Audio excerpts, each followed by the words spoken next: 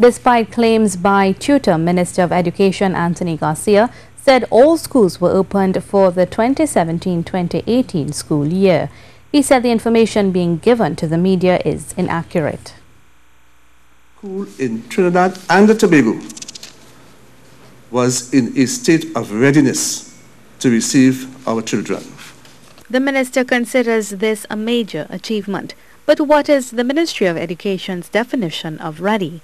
Our interpretation of readiness, and I stress on the word our, is based on information that we have received from the practicing professionals in the field.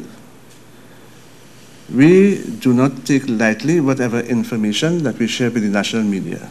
And when we talk about the state of readiness, we want to make sure that students can operate in an environment that is conducive to learning and teaching. And that is what we mean by readiness. There were still some instances where schools were in a state of readiness, but there was still a need for minor works to be completed.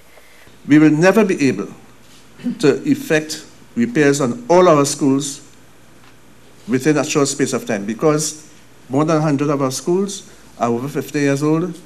There are more than 50 schools that are older than 50 years, and there will be ongoing repairs, and that's the point we're making.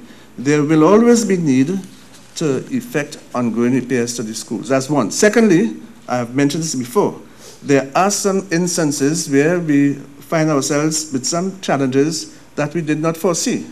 As it relates to the information being given by the Teachers Union TTUTA, he said they are not in competition with the association and stressed that TTUTA's information was false. I want to state from the very onset that we at the Ministry of Education are not in competition with TTUTA. We recognize TTUTA as a valuable stakeholder in the education system.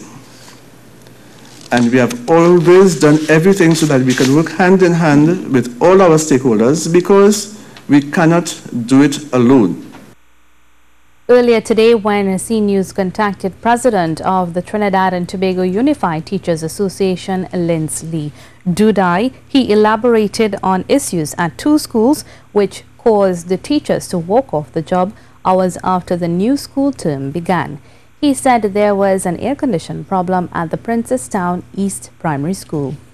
Pocket Baptist Primary School in the Portland Education District, the teachers have also left due to health and safety concerns with respect to incompleted repairs to the school. So those are the two that we have at this point in time. The second school is Hockett Baptist Primary in Mova, where teachers have taken drastic action to preserve their health and safety. But I can confirm that in two schools, teachers have left due to health and safety concerns. They are Princestown East Secondary School in the Southeast Education District. The approximately 50 teachers would have left the school compound due to the non-functioning air conditioning units.